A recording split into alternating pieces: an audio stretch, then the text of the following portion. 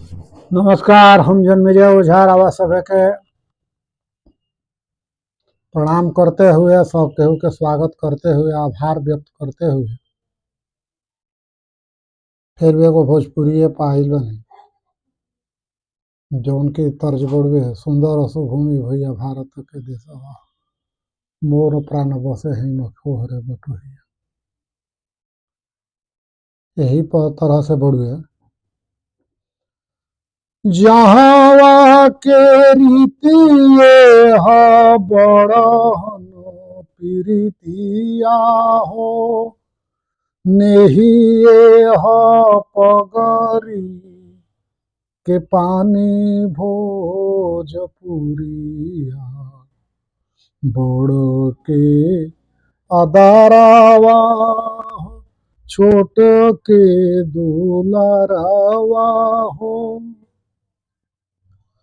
बड़ के अदारावा छोट के दुलारावा हो गोड़ावा छुअल हो ते प्यार भोजपुरिया पहिले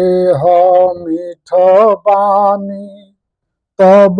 कुछ पूछी जानी पहिले मीठ बानी तब कुछ पूछी जानी धर में बड़ा सत्कार भोजपुर तोली के धीमे बोली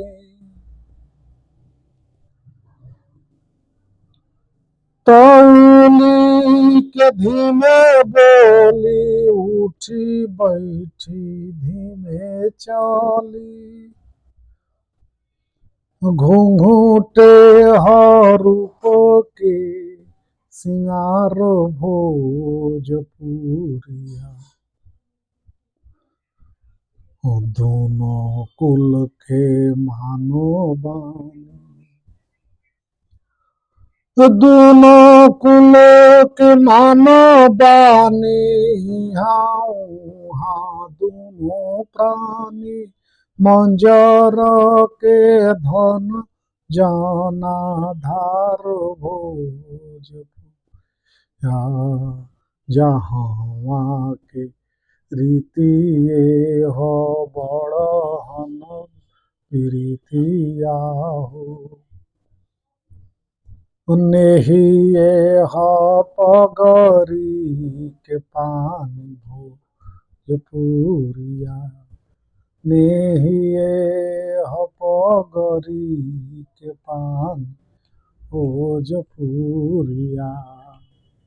यही के साथ अपन वाणी के विराम देते है वीडियो के कविता के फिर अगला कविता मेरा सभे के फिर मिलब। ऐसे तो हम कोनो कवि ना हई आ ना गायक हई बाकी जौन लिखले बन तौना के अपना टूटी फूटी आवाज में